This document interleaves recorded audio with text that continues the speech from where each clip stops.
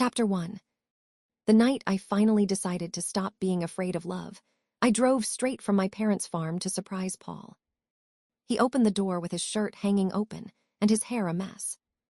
Then my best friend called his name from somewhere inside the house. A moment later, she appeared behind him with wet hair, wearing nothing but Paul's t-shirt. I had spent my entire life terrified of repeating my mother's mistakes. I never imagined that the man I trusted and the woman I called my closest friend would be the ones to betray me. But to understand why I had been so afraid of love in the first place, I have to tell you where I came from. I grew up poor. Not the kind of poor where my sister and I occasionally borrowed each other's clothes. We literally had only a few things between us. Both of our parents drank too much. My father rarely worked, and my mother, even if she had wanted a steady job, probably could not have kept one while giving birth to child after child. There were 8 of us. My sister and I were somewhere in the middle. When my mother died giving birth to our youngest brother, my father disappeared that same day. We were supposed to be sent to an orphanage. Then a distant relative stepped in. She was my father's second cousin. She and her husband lived on a large farm in Alabama. They were both 45 and had no children of their own. They took all 8 of us, and they gave us a real childhood. I was 12 years old when I first learned what it felt like to sleep in clean sheets, own a dress that belonged only to me, and go to bed with a full stomach. Chapter 2. It did not take long before we started calling my father's cousin and her husband Mom and Dad. I still call them that. They are my parents. For years, I dreamed of the day they would hold my children in their arms.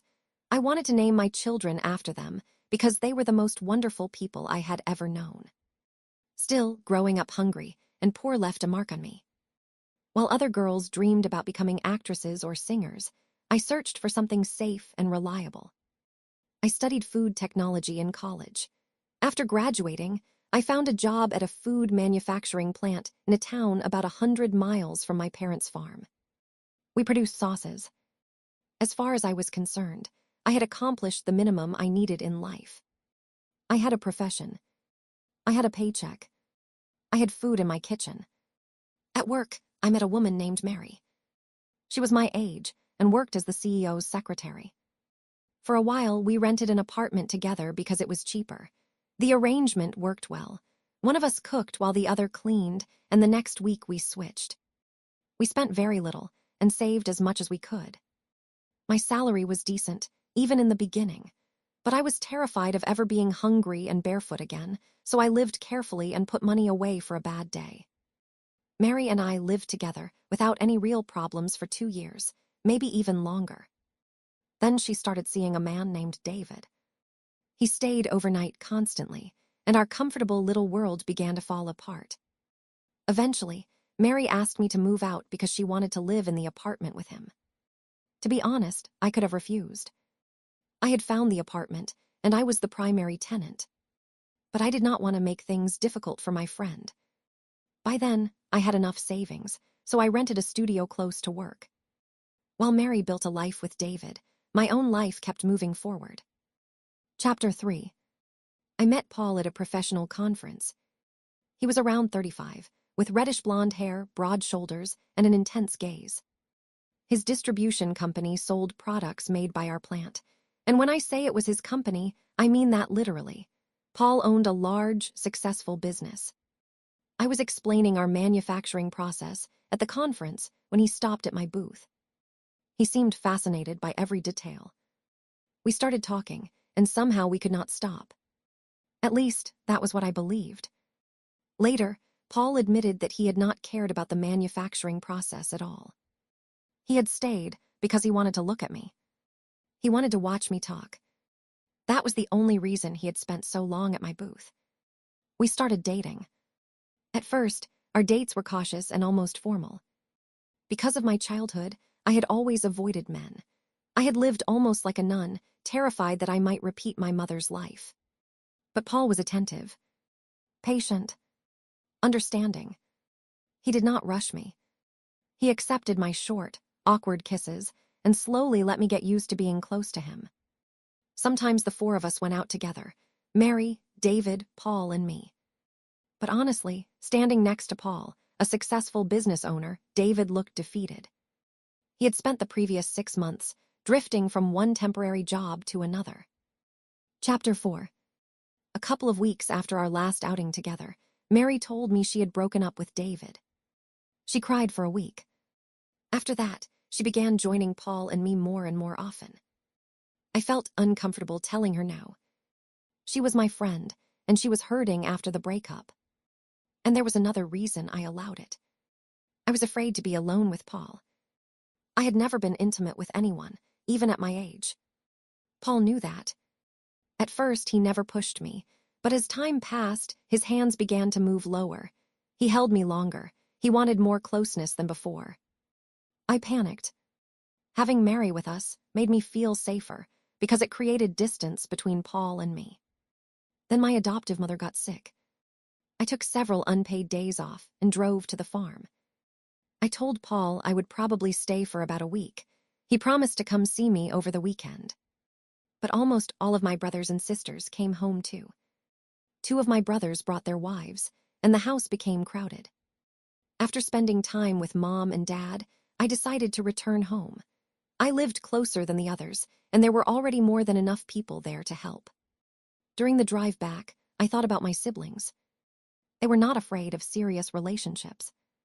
They had families. They were happy. And I decided I could not keep running from love forever. Chapter 5. So instead of going to my apartment, I drove straight from the farm to Paul's house. He lived in a large home. I walked to the front door and rang the bell. Paul opened it with his shirt hanging open and his hair completely disheveled. "I hope you got the order right," he said before he even looked at me. "1 pepperoni and 1 cheese." He clearly thought I was the pizza delivery driver. Then he saw me. Really saw me. And froze. "Who did you order the cheese pizza for?" I asked with a smile. I did not mean anything by it. There was no suspicion in my mind when I asked. I only wanted to start a conversation. But the second the words left my mouth, the question became real. Who was the second pizza for? Paul let out a heavy breath. "Leslie, what are you doing here? I thought you were staying at your parents' farm." I nodded and quickly explained that almost everyone had come home. There were already too many people helping, so I had decided to return because I lived closest. I waited for Paul to invite me inside. He did not. "Paul," I stared at his pale face. "Aren't you going to ask me in?" He stood there as if he could not move. And for the first time, I felt the kind of suspicion I had never wanted to feel. "Leslie, He stopped. Then I heard Mary's cheerful voice from behind him. "Paul, what's taking so long? Did the pizza get here?" The door opened wider. Mary stood inside his house. Her hair was wet. She was wearing one man's t-shirt. Paul's t-shirt. I took a step backward. I should go." "Leslie." Paul ran after me. Mary came running behind him. I reached my car, climbed inside, and locked the door. Paul pulled at the handle and begged me to open it. I only shook my head. Mary stopped behind him. "Paul, Leslie isn't stupid," she said. "She knows exactly what happened." Paul turned on her instantly. "She doesn't know anything," he snapped. "What happened between us was one time, do you understand?" "Paul." Mary's voice turned into a whine. I did not stay to hear the rest. I drove home. Chapter 6. A few hours later, Paul came to my apartment. He stood outside my door, apologized, and begged me to give him another chance. But something inside me had turned to stone. The next morning, I went to work and stayed as close to the production floor as possible because I did not want to see Mary. She found me anyway. It happened less than 2 hours after my shift began. "You got me fired, you bitch," she snarled. "Your precious Paul made sure of it." This was the woman I had lived with for more than 2 years. The woman who knew my secrets. The woman who had spent more than 6 months joining my dates with Paul. And suddenly, I saw a side of her I had never known existed. Mary had envied me. Desperately. My coworkers had to hold her back as she lunged toward me and screamed about how much she hated me. She called me white trash. She said she hated that I had not been passed from man to man, that I had not become a drunk, that I had managed to build a decent life for myself, and that, on top of everything else, I had found a wealthy man. The worst part is that you didn't even understand what you had, she laughed. He kept circling around you, and you just stared at him like you had no idea. Mary kept laughing. But I understood. I knew that if I got Paul, I could live well. I chose him immediately. I left David. I started forcing my way into your dates. She tried to reach me again, but my coworkers held her back. Paul was already burning up and you had no idea, she said. But I knew you would give in soon. You had already started talking to me about it, so I decided to act. I did everything I could to make sure he enjoyed himself, and today I got fired because of it, because of you. Mary kept trying to attack me until security arrived and escorted her out. Later, I went upstairs and asked what had happened. It was true. Mary had been fired at the request of a major client. Chapter 7. That evening, Paul was waiting outside my apartment again. I would not let him in.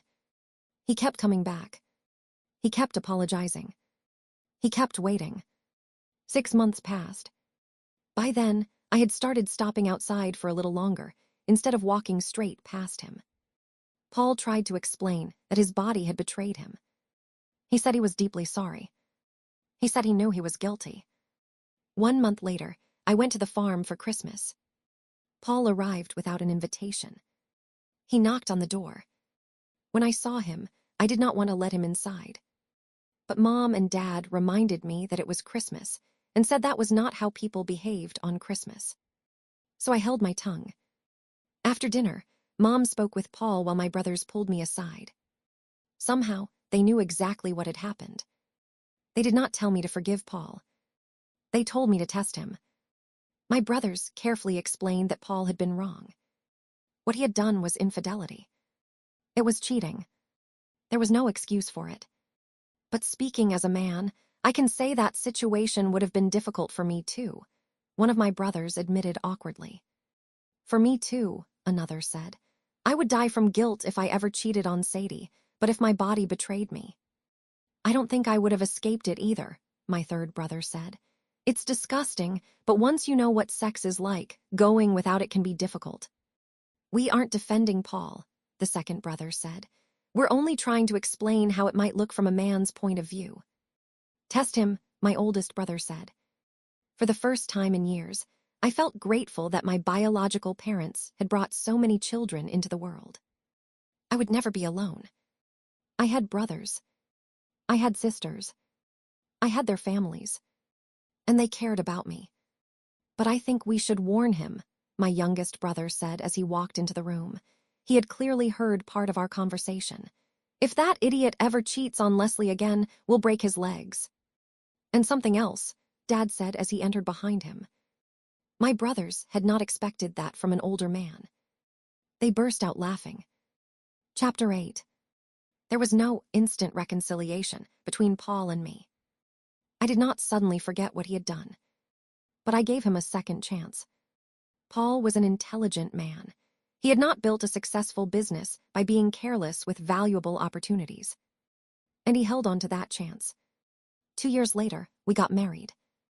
3 years after that, our first son was born. Then we had 5 more children. Paul never betrayed me again. Not with a look. Not with an action. Years later, when our grown daughter asked what the secret was to the strength of her parents' love, one of her uncles immediately answered. Well, he said, we simply promised your father that we'd break his. He never finished the sentence. Everyone started laughing. By then, what had once felt like the end of my world had become an old family story.